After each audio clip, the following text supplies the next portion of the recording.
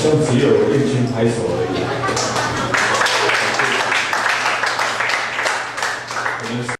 让我们在一个热烈的掌声为圣灵拍手，哈利路亚，哈利路亚，阿门，阿门。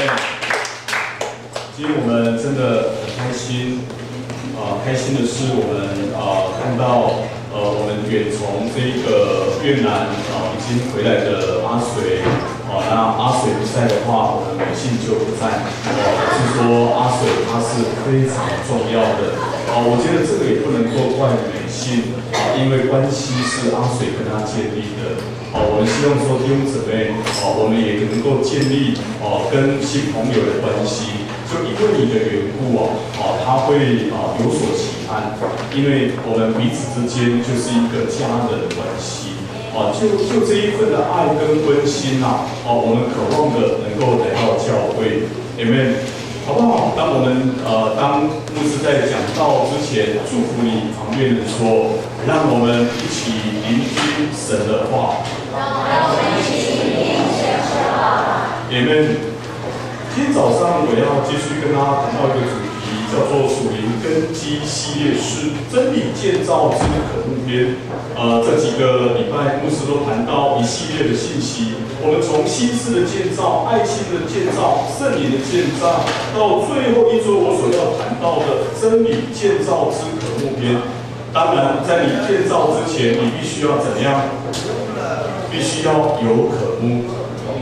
前几天心里他就打电话给我，他热情的邀我们和他们一家去花莲度假。就因为他选择的时间刚好是有一天是祷告会，所以我就不能够和他们一同前往。但是世如和心里他们夫妇很爱牧师师母一家，所以就特别为我们安排明后天，也就是礼拜一、礼拜二去到花莲的度假，而且还是他们接待的。就因为我们已经好几年没有出去外面走走都是忙着教会的服事分身乏术所以当我们听到可以去到外面走走的时候，我内心就怎样，有一种的期盼。那这个期盼就是所谓的渴慕。弟兄姊妹，假使我连玩都不渴慕去那这一次的花莲之行就不会成立。你知道吗？韩国教会教导基督徒蒙福的秘诀其中一点，我要跟你们分享，这是一个非常重要蒙福的秘诀，就是爱牧师。跟你旁边人说爱牧师。我不是说每一个人都要招待我去哪边玩我说很多的这些传道人，很多的牧者我们必须要去爱神的仆人。爱神的仆人就好像我们在爱神一样。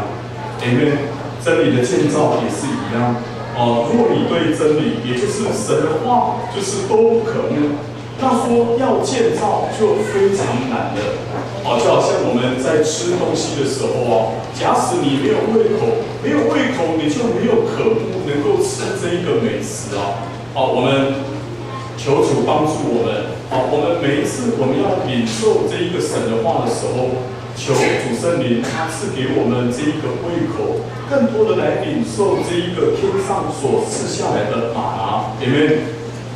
在约伯记23章12节，他说：“我看中他口中的言语，过于我需用的饮食。”弟兄姊妹，这边说我看中他口中的言语，谁口中的言语神口中的言语过于我需用的饮食，是这样子吗？我们可以思想一下，这个言语是灵里的喂养，但饮食是肉体的喂养。不吃会饿吃多了会怎样？会感到有那种的饱足感那我要问弟兄姊妹，在灵里的喂养，你有曾经感到饿吗？有没有？在灵里的这一个喂养你会不会感觉到饿有人平时一餐不吃就会感到饿，甚至饿到发软饿到发抖有没有人是这样子的？一餐不吃何况是2餐，何况是1天不吃但在心灵的部分有些人他一整天不吃啊，或者更长的有1星期不吃，却不会感到饿。在约翰福音6章63节，我们一起来看这一处经文，好不好？好，我们一起翻开约翰福音6章63节。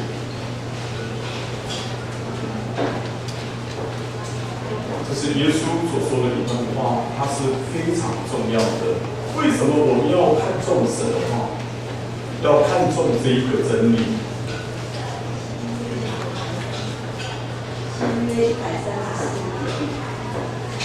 新约圣经134页。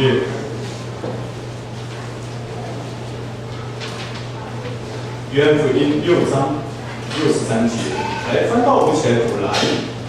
叫人活着的乃是灵，肉体是无益的。我对你们所说的话就是灵，就是生命。只是你们中间有不信的人。好，后面这一段他说：“我对你们所说的话就是灵，就是生命。”谁对我们所说的话？耶稣他对我们所说的话，而耶稣所说的话，他记载在哪里？他记载在圣经里面。所以耶稣的话是一个真理。这一个真理就是所谓的神的话。他说，他所说的话就是灵，就是生命。为什么耶稣所说的话就是灵，就是生命呢？耶稣的话，他是谈到我们心里的喂养。当我们能够每一天我们领受神的话，每一天我们去吃这一个玛拿，去吃神的话，去读神的话，我们心灵里面我们就会有一个供应。因为他提到就是灵，就是生命。神的话，主的话，它是你心灵的生命。你的生命需要有神的话不断的能够来喂养你。为什么你不会感觉到饿？因为你的灵里已经习惯没有喂养。因为每一个人有灵、有魂、有体，这个灵它是最重要的。这个灵是要来让我们能够来感知神。你看到一个人他外表所显现的，都是跟他里面是有关系的。所以心灵的这一块是看重你里面的人，跟你旁边人说要看重你里面的人。要看重你里面的人。所以当我们心里我们得着这一个建造，得着喂养的时候，你里面的这一个人，他一定会非常的潇洒，会非常的帅气，非常的可爱的。Amen。所以我们要看重我们里面的这一个人，胜过我们外在肉体你所看到的这一个人。Amen。Amen。跟你想说，跟你旁边的人说，你要看重神的话。你要看重神的话。Amen。在马太福音第5章，就是耶稣他所说的登山宝训，也就是天国8福。在第4福里面，他有提到饥渴慕义人有福了，怎样？因为他们必得着饱足。弟兄姊妹，你饥渴慕义吗？当我们在读经的时候，你饥渴慕义吗？当我们在聚会的时候，你饥渴慕义了吗？当牧师在讲道的时候，你饥渴慕义吗？当你饥渴慕义的时候，你必然能够得着饱足。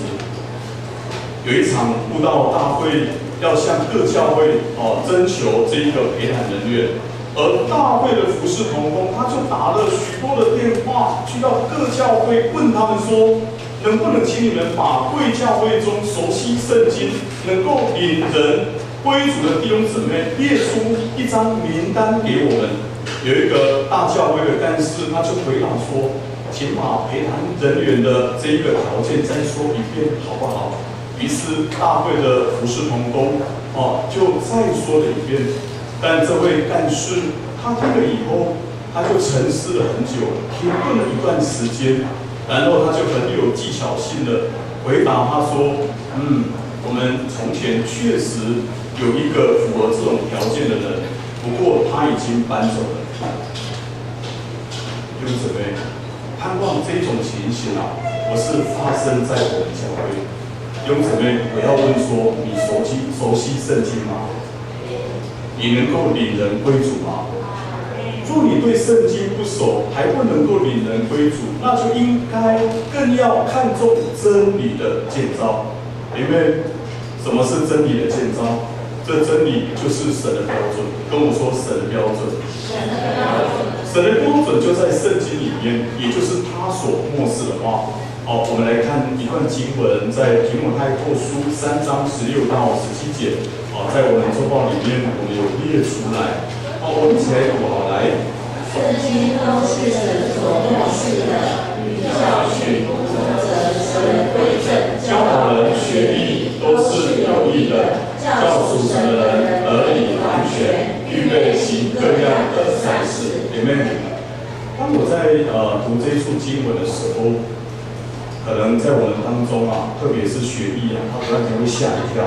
那只要打瞌睡的话，怎么叫学艺啊？教导人学艺，不是只有学艺而已啊，是每一个人圣经的话，就是要教导我们学艺，都是怎样有益的，教属神的人得以完全，预备行各样的善事。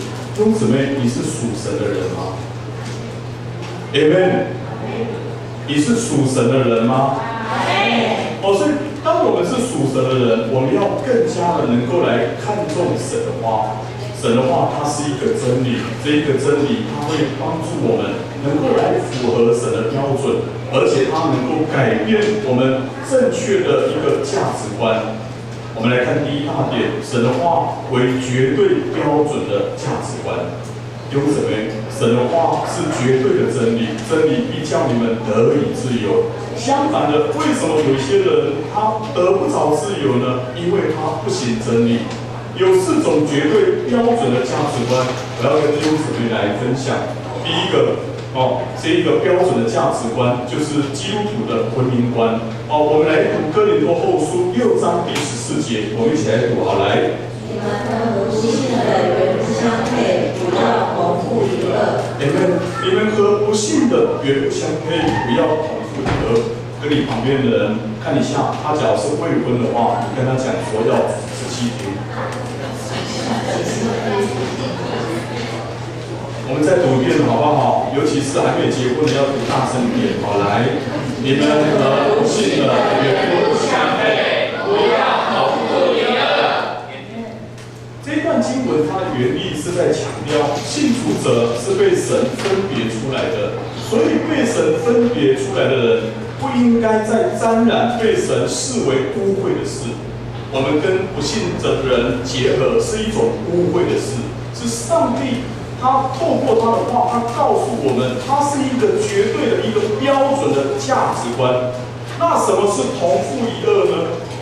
这是旧约他谈到不可用牛女耕地的原则。你可以想象，当在耕地的时候，有一头牛是有一头驴啊，他们完全的思维不一样，他们的想法不一样，他的做法不一样，所以他们彼此之间会带来什么？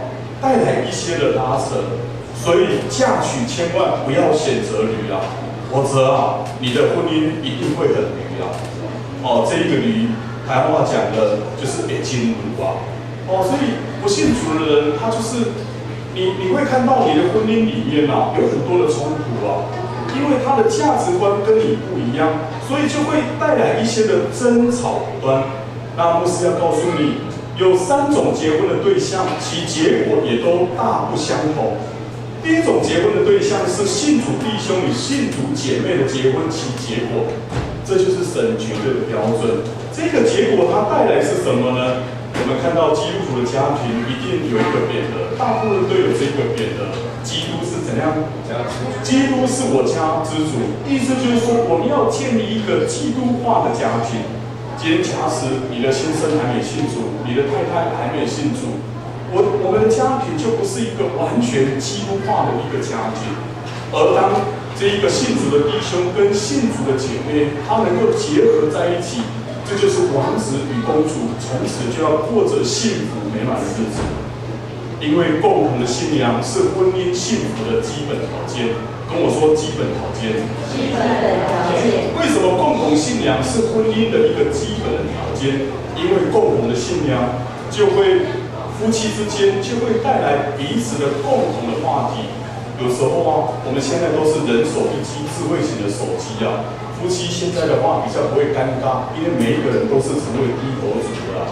哦，今天假如说不信主的弟兄或者不信主的姊妹，你们彼此之间的一个话题啊，你都是谈一些属世的事，而且在属灵的这一块，变成你们之间就没有一些的交集。哦，当我们彼此有共同的话题的时候啊，你跟一个人跟他建立关系，而且愿意能够这样聆听，或者彼此之间有一些的分享。长久以来会建立你们之间的一个关系啊，所以共同的信仰会带来共同的话题，共同的话题就会建造我们彼此之间的一个关系啊，所以夫妻的感情它一定会更好的。Amen。所以我们期盼我们教会的每一个人，我们都能够选择这样子的一个婚姻。牧师已经告诉你们幸福的秘诀。今天假如说你们还是一意孤行的，觉得哇这一个先生好帅哦，他是帅哥，哇这个好漂亮哦，完全被他蒙蔽了，混乱的脸把你搞得晕头转向了，你还是娶她，还是嫁给他，你一生我想你有很多的苦果要这些苦难啊，他就等着你啊。而第二种结婚的这一个对象跟结果，就是信主的弟兄与不信主姐妹结婚其结果啊，我跟你讲，在我们来观察，就是说这一种的对象跟结果，就是不止这一个家庭啊，它缺乏一种属灵的气氛啊。为什么？因为有一个人他不信主嘛。你接着说，有时候啊，可能先生啊跟太太要跟他谈到一些教会是，哎呦，你不要跟我讲这个啊，不要跟我讲这个啊，你跟我讲这个我也听不懂啊，所以你就去就好了，你带孩子去啊，我也没有反对啊，懂意思吗？那你就去就好了。有时候夫妻之间的一个回应就是变成这样子，我尊重你，那你也要尊重我的信仰啊，我是无神论的，或者我是拜拜的。所以为什么这个结果是不好的？因为你的孩子大部分都是谁在带？你的孩子都是妈妈在带，因为妈妈就是照顾孩子、陪伴孩子，所以你的下一代他一定会受到妈妈的影响，因此他的信主的几率他是非常的低啊。我要告诉弟兄姊妹，你看到我们教会的这一些的妈妈，大部分所有每一间教会姐妹信主的比例比弟兄还多啊！你看到妈妈的话，妈妈信主所带来孩子的那一个整个属灵的生命是完全不一样的。你看到秀英子师她的女儿乔西就是这样子学妈妈，学妈妈这样子的一个火热你看我们那个谁爱莲也是一样，你看她的儿子张晨有没有？都是学妈妈，塑胶执事，你看他的儿子吉宏都是学妈妈我不是说郑大哥不好所以郑大哥的话我觉得说有他的一些的优点，有他的长处所以好坏他完全都照单全收因为再来第三种的对象跟结果信主姐妹不信主弟兄结婚的结果我跟你讲。这种结果就是大部分他会受到一些丈夫的拦阻甚至逼迫。有时候这个姐妹，因为姐妹她嫁到邻家，嫁到陈家，嫁到这一个不同的原生家庭你不只是丈夫来拦阻你，甚至你的公公婆婆包括有一些大家庭的他们全部都会来逼迫你。拦阻是很好听的一个名词但是逼迫你就不一样了，因为当你生活是这样子的话，你的生活是毫无快乐的，因为你过去你是活在天堂当中，突然间你进到一个不一样的一个环境，仿佛是掉进那一个地狱般的生活成为你婚姻的苦难。我认识一个姐妹，她嫁给一位未信主的弟兄你知道吗？这位姐妹她对神很渴慕，但是她先生就是这样子拦阻她，甚至拦阻到逼迫的有够夸张的。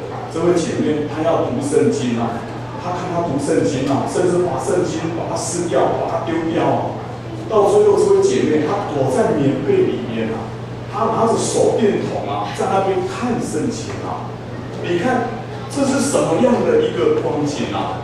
可能我们都非常的幸福啊，没有办法能够体会到这一种的生活啊，所以圣经里面啊，上帝啊，他已经把生死祸福啊，都陈明在我们的面前，但他给你自由意志啊，你来选择，你要选择哪一种对象，到最后你要承担你的责任。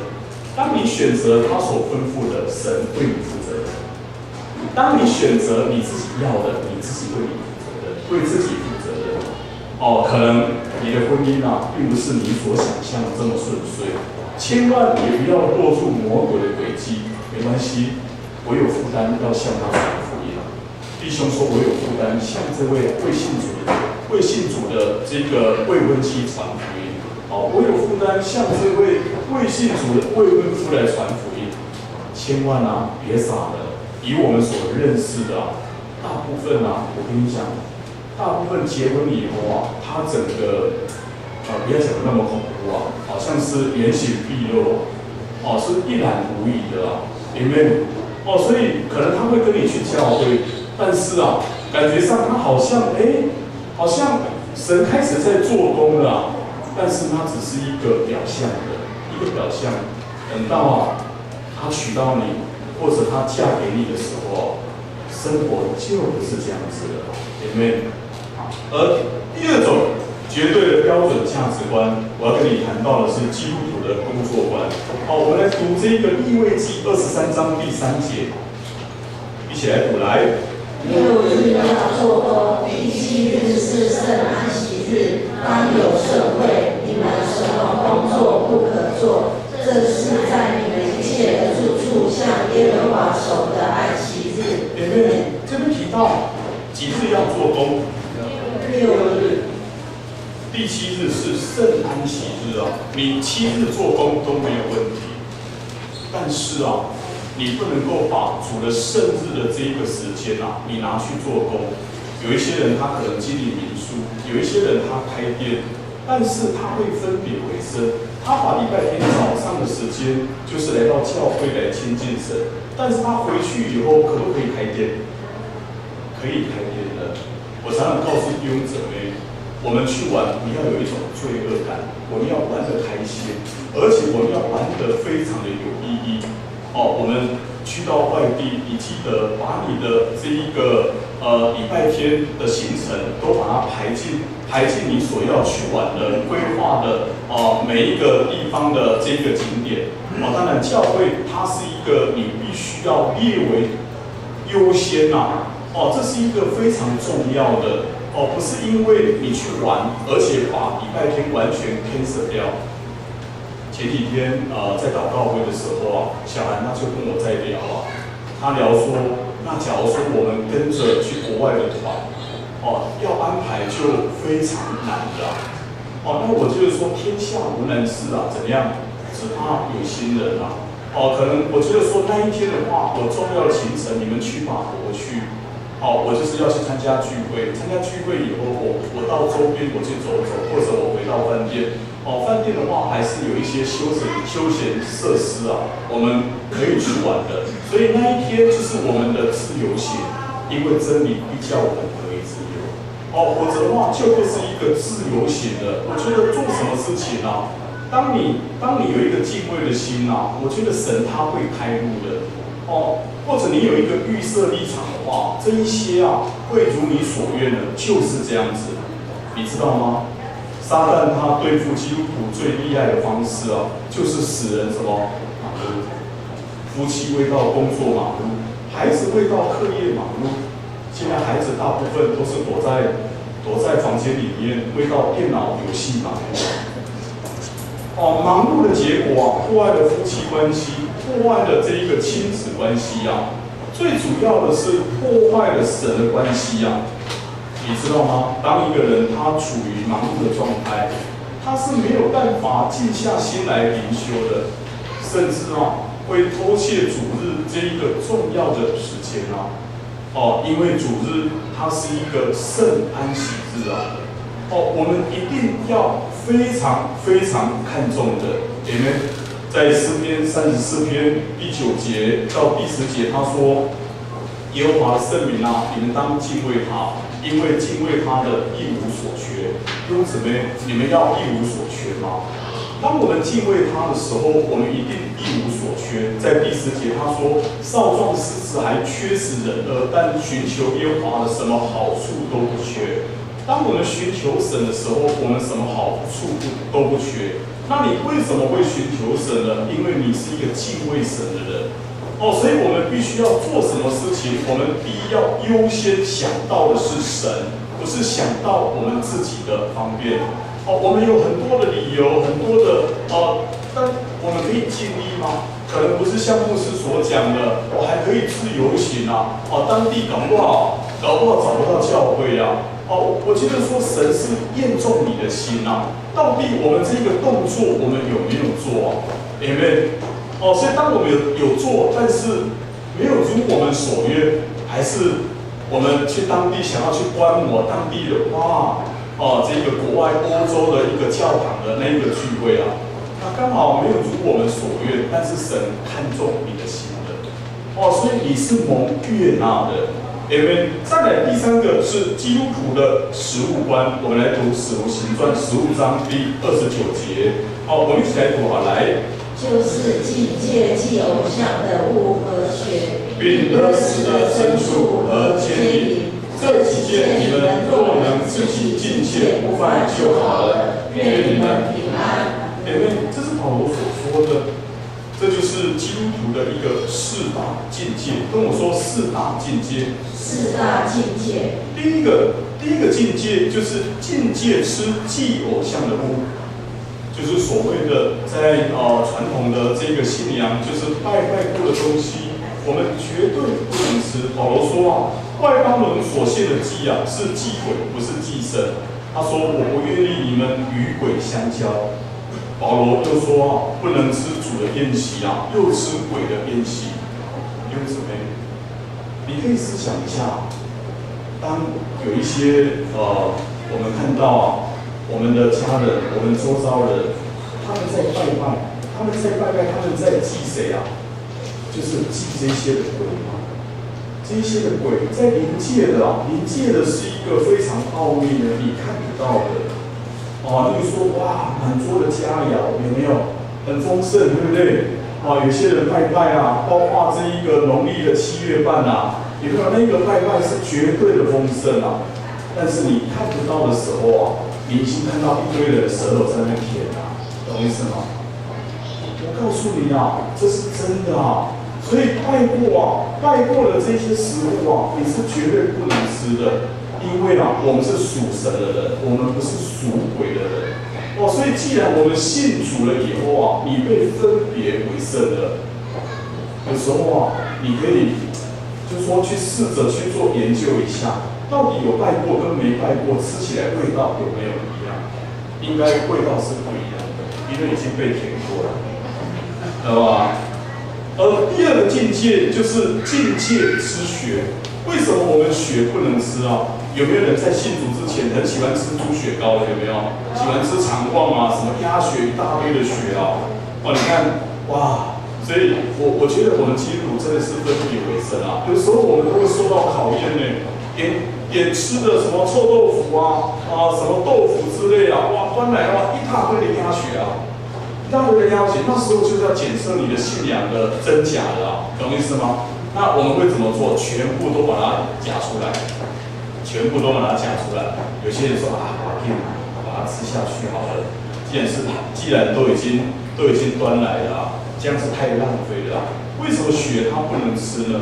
因为血它是代表生命一方面根据这个医学的研究他说动物所有的疾病都会进入他们的血液之中我们教会像我们秀英执事跟雅莲执事他们都是专业的护理人员你看这个吃血的话，因为它是一个传染的一个媒介所以一个人生病的时候他一般都会验什么？都一定，不管是验尿或者是抽血啊，抽血的话就是要验血啊。因此吃血它绝对是不卫生的，也会危害到你身体的健康。有很多可以吃的啊，这个血它是绝对不能吃啊。在旧约圣经里面啊，你可以去查考看看，耶和华上帝说啊，有人吃血的话，他就向那人变脸，他就要向那人变脸啊。所以我们的神他是很看重这一个部分啊，我们一定要分别为圣。跟你旁边的人说，要分别为圣，要分别为圣。再来第三个境界就是境界吃勒死的牲畜。什么是勒死的牲畜呢？牧师很喜欢吃野味啊，有时候他们就会拿个野味给我，或者我会跟这个山上原住民的朋友他们在休耕的时候就可能是放陷阱抓到的所以就会跟他们算是他卖给牧师是很便宜的价钱，但是我不晓得说抓过来的他是已经死了，有一些是陷阱很久，可能放几天了，他抓到那个动物已经死了，但是死的话，这个血它有没有放出来啊？它的血是没有放出来，但是动物死了以后，这个血久了以后会怎样？它会存在肉中懂我意思吗？那个血它是会凝固的，它是会凝固的。既然血它是代表生命所以这个连肉都不能够吃的。刚刚我们所提到的就是说境界吃血但是这个要放血，这个肉可不可以吃这个肉是可以吃的，但是这个就不行因为这一个血因为动物已经死了，没有放血所以这是我们不能够吃的。再来最后一个境界就是境界奸淫，跟我说境界奸淫。境界奸淫。每一个人都要面对什么？面对一些可能眼目的情欲肉体的情欲这个眼目的情欲、肉体的情欲，还有今生的骄傲所以我们眼目看到了，我们充满了一些的试探弟兄姊妹，来告诉你们，当我们面对这一种事特别是我们在座的弟兄千万不要把它当成是天上掉下来的礼物我要告诉你。这个礼物久了以后，因为你还没拆开，拆开以后一看，原来是一颗炸弹。它一定是炸弹的它会把你炸的，不只是你本身碎骨而且把你的家庭是炸的粉身碎骨粉身碎骨就是整个家庭它一定是支离破碎的所以我们面对这一种情欲的试探我们一定要选择逃避。跟我说选择逃避。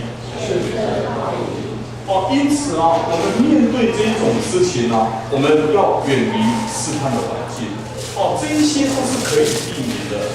我举例好了，可能像我们有一些住在山上的，山上很多人很喜欢喝酒，知道吗？很喜欢喝酒，但是每次回去以后你就破功了因为你面对那个环境，你没有办法抗拒来喝一杯嘛，没关系的，一杯然后就2杯、3杯、4杯那每次去的时候就被沦陷了，属灵的生命就重新归零所以你明明知道这一个环境你应该要就说避免去到这一个环境，让你陷在这一个试探里面而且让你得罪神重点是得罪神所以我们必须要能够去改变，一定要去改变。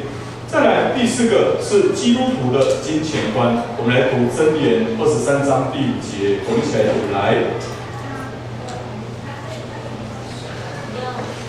我们没有列嘛来，我们翻圣经，箴言23章第5节。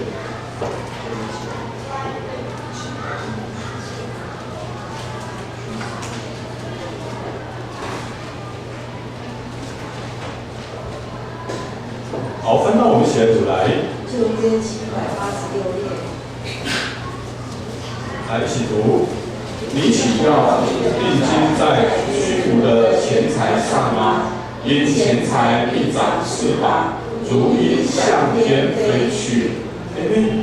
神话很清楚的告诉我们，有些人他一直定睛在钱财上，为什么呢？因为他想要得着更多的钱财，不是吗？所以才会定睛在钱财上。所以他会运用各种的方法，甚至花很多的时间，就是要追求更多的钱。但是经文他告诉我们说，钱财必怎样长翅膀钱财会长翅膀的你可以想象，那1000元的钞票有翅膀的1000元的钞票可能整捆的都有翅膀他说，如鹰向天飞去弟兄姊妹，我要告诉你当你越想要得财的时候特别是我们就说我们是一群被分别为圣出来的人。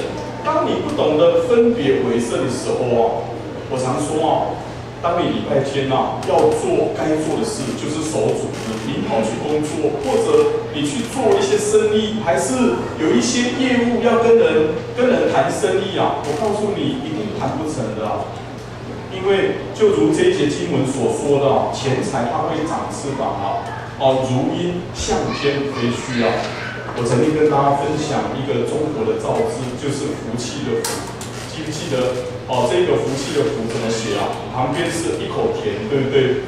跟你旁边人说，你就是一口田，你就是一口田。我们每一个人都是一口田，但是旁边这一个神四字旁一个神旁边就是有神当一个人，当我们一口田旁边有神的时候你才能够臣服弟兄姊妹，钱它不会你追不到它的，因为它会长翅膀。你要让钱它来倒追你的，敬畏他的一无所缺记得要把牧师的这句话听进去凡敬畏耶和华的，无论大小，耶和华必赐福给他所以我们一定要敬畏神再来，我要跟大家谈到对人有3不的原则，哪3不呢？第一是不借贷，跟我说不借贷。不借贷。第2是不标会，跟我说不标会。不标会。我问一下，你现在还有在标会的，请挥挥手好不好？在外面有没有在标会的？都没有现在标会的情形好像比较少了在我们教会应该没有这个情形千万不要在教会找说我们来标会不能够标会的。还有第3步是不投机，跟我说不投机。不投机。为什么说不借贷呢？每个人都会遇到一些金钱或者经济方面的一个困难。当我们遇到这一个困难，我们优先的我们应当是找我们的至亲。至亲就说请他们能够来协助我们。因为当你去借贷的时候我们在教会里面我们千万不要有这一种的关系。为什么？这一种关系它会弄坏人与人之间的一个关系当你借我的钱对方他就有一种期盼到底你什么时候要还我？心里都一直嘀咕看到你的时候，哎呦，怎么弄得一样？都会讲一声懂意思吗？长久以来你们之间的关系，因为你对他的一种不好的那一个感觉他已经开始毁坏你们之间彼此的那一种关系到最后我告诉你，借贷所带来的就是人财两失因为欠到最后没有办法还的，只好怎样？只好不要跟你再见面例如说在教会里那我干脆就不来教会了所以你的关系也不见了，而且钱也不见了所以我们在教会里面我们千万不要有这样子的一个关系在。还有就是不投机什么是投机？投机就是拿生活费去投资跟我说拿生活费去投资。拿生活费去投资。可能有人跟你讲说，哎呦，这个建案不错或者这个期货不错还有外币各方面的投资还有什么什么直销的投资不错你就听他天花乱坠的，然后你就拿去投资了。那这个投资你拿出去的钱，它会影响到你的生活啊。他不会就说如你所愿的，好像他讲的跟真的一样，好像马上投资就马上可以赚到多少钱啊？你有一种赌注的心态啊，这个就叫做投机啊。哦，我们有多少钱，我们有做多少事，哦，一定要按部就班。跟我说按部就班。按部就班。再来，对神要有3要法则。第一要是要慷慨，跟我说要慷慨。要慷慨。兄姊妹，你对神慷慨啊，神他绝对不会亏待你的，他会加倍的能够来报答你。明白？再来就是要持守，跟我说要持守。要相信，跟我说要相信。要相信。为什么说要相信呢？你看有一些人，他面对经济不景气啊，或者一些突发的状况，车祸啊、意外啊，多花一些的家庭的开销啊，然后他就开始啊，他的信心就开始动摇了。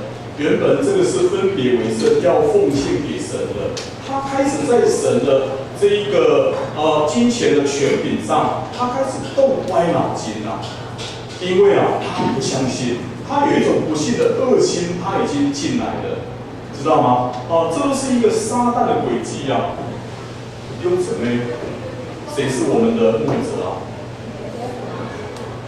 上帝是我们的牧者啊！他应许我们说什么呢？我们必不是怎样缺乏，你相信吗？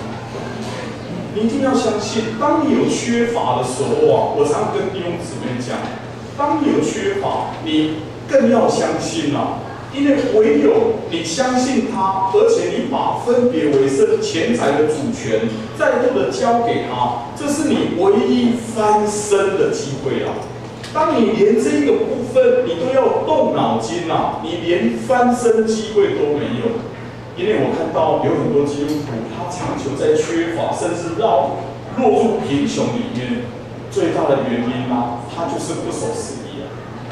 他有才要给，缺乏的时候不好意思，上帝修条件，然后他就会越欠越多啊！我告诉你，你会越欠越多，欠到最后啊，你根本你个人的理财是出问题的。当你有一个秩序，以神为优先的时候啊，你很清楚，我拿到钱的时候，我第一个想到神，我分别为圣1/10啊。你在钱财的理财，你就有一个次序下来，那这个次序它会帮助你理财的。你连这个部分你都可以跳过去啊！你说你这些钱啊，我为你，我只能够说为弟兄姊妹啊捏了一把冷汗啊，跟我说捏了一把冷汗。因为这是属乎上帝的钱。讲一个比较直接的啊，容许我这样子讲，你是在偷上帝的钱，懂意思吗？这是一个偷窃的行为啊，有没有？所以我们必须要能够忠心啊，忠心在神的面前。我们来读诗篇112篇第9节。他施舍钱财，周济贫穷，他的仁义存到永远，他的脚必被高举，大有荣耀。Amen。就是说，他施舍钱财，周济贫穷，他的仁义存到永远，他的脚必被高举，大有荣耀。什么是他的脚必被高举，大有荣耀？我们有没有长脚啊？他说他的脚。必被燕京说是他的右脚还是左脚，也不是。现在中文译本它翻成他将要强盛，受人敬重。他将要强盛啊！你要强盛吗？你要受人敬重吗 ？Amen。所以你必须要是一个很慷慨奉献的人，施舍钱财，周济贫穷。不是单单只有在教会，在外面我们看到一些真的很需要的人，我们内心里面我们真的就是想要能够给他一个实质的这一个帮助。在箴言19章17节说，怜悯贫穷的，就是借给耶和华，他的善行耶和华必偿还。我今天我帮助一个人，我不是说我怜悯他，怜悯贫穷，教会不贫穷的。你11奉献不是因为教会贫穷你才要11奉献，这是你基本蒙福的，你所要该做的一个本分啊。Amen。所以我们本分啊，我们必须要能够把它持守，而且啊，我们要做到怜悯贫穷，我把它改，看见需要就是借给他。就是说你所给的啊，我们的神他必偿还。Amen。当我们看见需要，我们能够看到教会的需要，又怎么样？神的教会是非常富足的。我常常讲这一句话，我们是在这一个大家庭当中，我们其中的一份子，我们一起来经营这一个家庭。我曾经认识一位弟兄，这位弟兄他现在已经没有在我们教会了。因为有时候牧师对每一个人的，就是说对神的那一个奉献我清清楚楚的。我私底下我就问他说：“弟兄你的，就是说你的经济方面都可以吗？”我说：“可以啊。”他说我每一个月都要拿钱回家。那我听了以后，我就跟他讲说教会也是你的家你有没有想到这一个家？你只要想到你肉体的家。你有没有想到神的家？就是说我们必须要在神的家，我们尽上我们的一份我们的神他会更多的能够赐福于我们。再来，我们来看稳固根基的一个步骤我们如何让我们的根基我们能够稳固第一是跟我读是什么？每天祷告。因此呢，基督徒做没有祷告你就没有能力所以我们必须要每一天我们都分别祷告的时间有人说祷告就是你属灵的呼吸所以跟你旁边人说，记得要呼吸记得要呼吸。没有呼吸你的灵体是没有能力的没有呼吸，你的灵命是会死亡的所以记得要呼吸。再来第二个步骤是每天读经，跟我说每天读经。每天读经。没有每天读经你不可能是一个健康成长的基督徒因为读经是属灵的洗澡当你在读经的时候，圣灵有更多的光照跟提醒，透过神的话来调整我们自己当你每一天读经有没有上班前去学校上课前，我们先读经既然它是属灵的洗澡我们洗得香香的出门每一天都每一个人他遇到你都会闻到基督的馨香之气有时候我看到基督徒出门的时候出门他那一个脸我就觉得就说好像那一种的忧虑甚至就是笑不出来那一个脸部的表情非常的一个僵硬甚至一出口的时候一开口那个讲话非常非常的直接，而且非常的匆忙，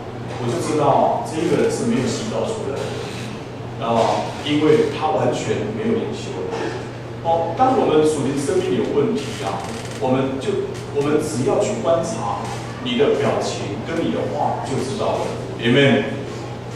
好，我们来读箴言7章2到3节这是英文直接翻译的，我们一起来读来。我的话语如同看守你最宝贵的财产，写下来也存记在你的心里。Amen。 神的话是我们最宝贵的财产，用姊妹你们说阿们吗？所以我们要把它写下来，也存记在我们的心里面。再来第3个步骤就是不停止主日不管怎样，我们都不停止主日。第4个步骤就是积极参与小组因为我们是小组化的教会，我们希望你能够看重小组看重小组，而且稳定主日，这个才是一个基督徒我们应当有的那一个完整的教会生活所以你不只是主日要参加，而且你小组也一定要稳定参加再来最后就是参加教会的装备课程，或者说参加教会的装备课程。参加教会的装备课程。师母她在3月29号之前，因为29号是赖金枝牧师他会带领台北的这个福音队过来，早上会来这边讲到，下午过去宜兰分堂，在那边就是挨家挨户，就是带着我们的弟兄姊妹，那一些福音队的勇士啊，好像带门徒一样，带我们一起去传福音，就邀他们来参加我们宜兰真道教会的下午的这个主日聚会 ，Amen。所以我们需要就是说参加这一个课程，所以在之前的话，师母会开一堂课，叫做316。316要如何呢？就是个人一个谈道，就是跟人的一个传福音 ，Amen。最后的结论我要告诉弟兄姊妹，得福的3字的箴言，有笔的话把它写下来好不好？这3字的箴言就是读、记、行，就是读脑里，记心里，行真理，读、记，还有行。最后，我们来读这一处经文，诗篇第1篇2到3节，我们一起来读来。唯喜爱耶和华的律法，昼夜思想，这人变为有福。他要像一棵树栽在溪水旁，按时候结果子，叶子也不枯干。凡他所做的，尽都顺利。弟兄姊妹，你要看到你所做的尽都顺利。这是我们每一个人的期盼，就是我们所做的尽都顺利。但这个前提就是你要能够喜欢这个神的话，而且不只是喜欢神的话，你要去行出神的话。他说：“唯喜爱耶和华的律法，昼夜思想，这人变为有福啊！”我们不只是能够读圣经，我们也需要能够把这一个神的话能够行在我们的生活当中，而且我们持之以恒。我们遇到环境不要退缩，有一些人他就会妥协。为什么有一些人例如说牧师所讲的我们要不停止主日，他主日没有来，你问他为什么没有来，他一定是有妥协的。就像我们下午的教会的大事，就是我们宜兰真道教会成立的感恩主日啊。我认识的台北的朋友他们提前先过来，在礼拜几他们是礼拜4过来，先过来宜兰这边，因为他礼拜天不能来，我就带他来宜兰，为宜兰我们教会来祷告祝福。但是我觉得说，只要我们把它看为非常的重要，看为你的优先次序的话，我相信根本都没有任何的困难。例如说主日有朋友来找，或者有任何的事情都不能够，就是说我们把礼拜天的聚会把它cancel掉，绝对不对的。Amen。所以我们期盼我们每一个人，我们对真理的部分，我们真的是要渴慕，而且我们要能够存记在心里面，反复的思想。让我们因为神的话，我们生命我们能够得着成长。因为神的话，我们去遵守以后，我们看到我们生命当中有许许多多神的赐福在我们的家庭在我们的教会我们来唱这一首诗歌，如入切慕溪水。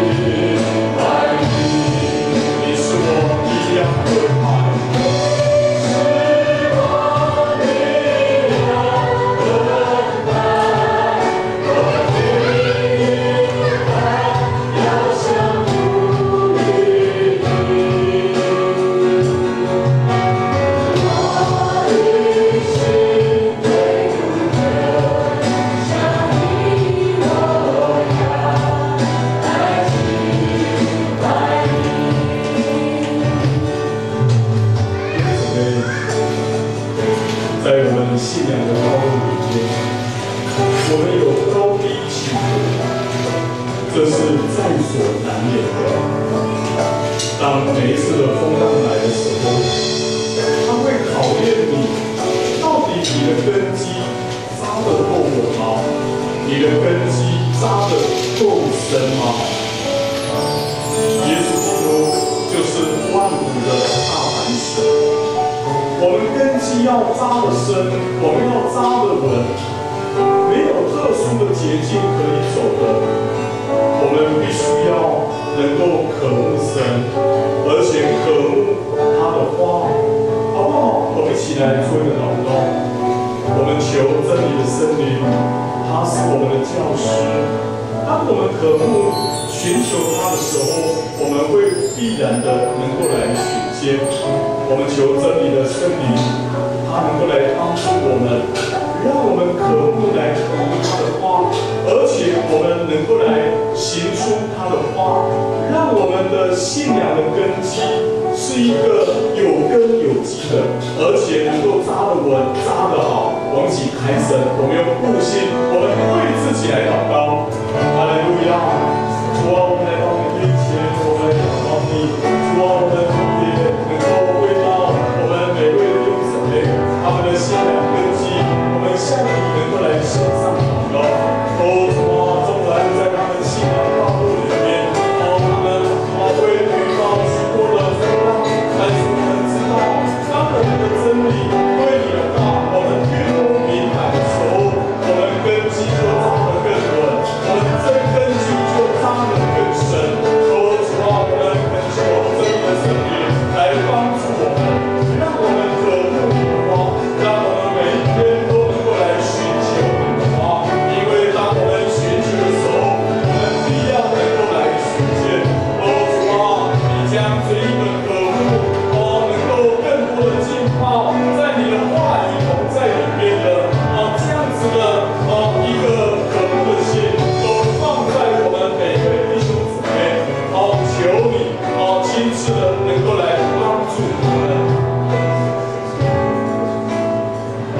可能在我们当中有一些弟兄姊妹对真理神的话，他是渴慕的。我们有许多的弟兄姊妹，他对神的话，感觉上好像他没有心窍，没有被打开，他始终不晓得神的话渴慕到什么程度呢？你要渴慕到什么程度？当你在憋气的时候，在最后那一刹那，想要呼吸的那一刹那，就是那一个渴慕。我们求神真的把这一个渴慕能够放在我们里面。你可以按手在你的胸口，你思想一下，你有渴慕神的话更多吗？你有渴慕神的话更多吗？我们求神真的能够来帮助我们，但是你想要渴慕神的话更多，但感觉上好像不是像我心里所想的，好不好？我们一起把我们的那个内心所想的对神的渴慕，我们全然的带到他的面前，求他能够来帮助我们。我们一起开声，我们用悟性的为你自己来祷告，将这个对神极深的渴慕放在你的心里面。我们开口来祷告，主啊，我们来到你面前，主啊，我们来仰望你，主啊，我们恳求这个恩主，让我们对你的话就如同路的溪水一样，主啊，若没有溪水，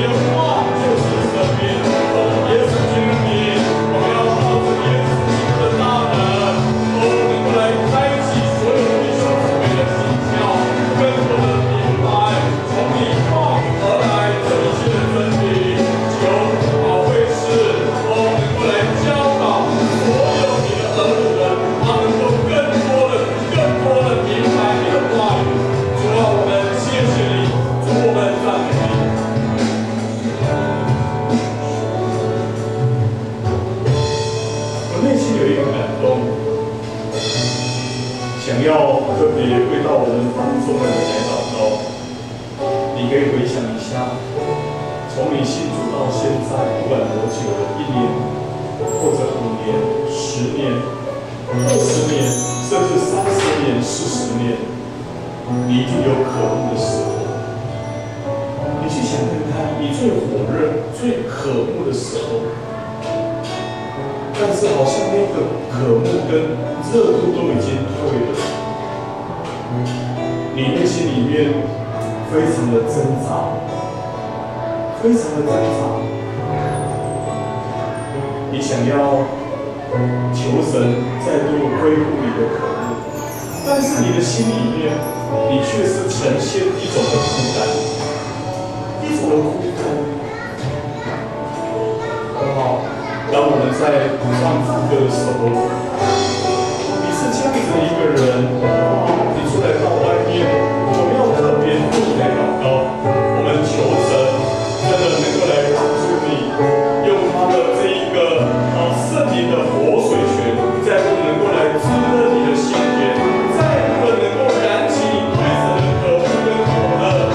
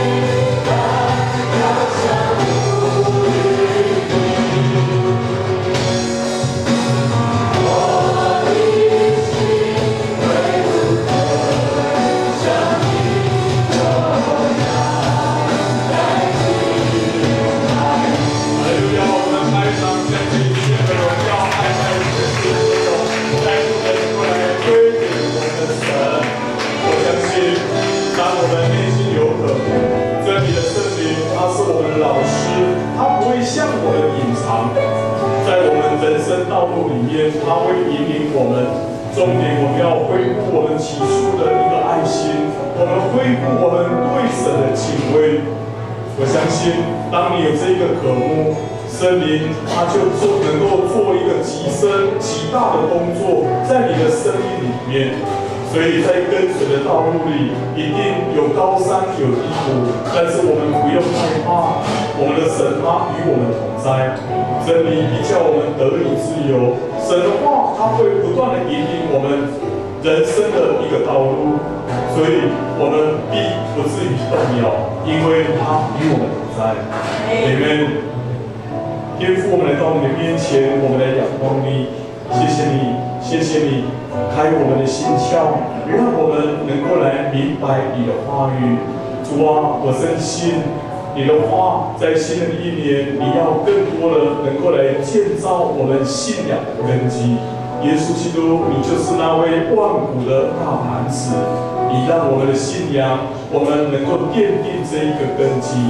当我们遇到人生的患难的时候，我们根基能够扎得越深，而且我们的根基，我们能够遇到风浪，我们越发的能够越稳。主啊，我们谢谢你，主啊，我们恳求你赐下这一个真理的圣灵，你来帮助我们每位弟兄姊妹，让我们能够将从你而来的渴慕，再度的在我们心中能够来点着。让我们每一天，我们都渴慕的寻求真理；每一天，我们都寻求神的话，让神的话不断的来塑造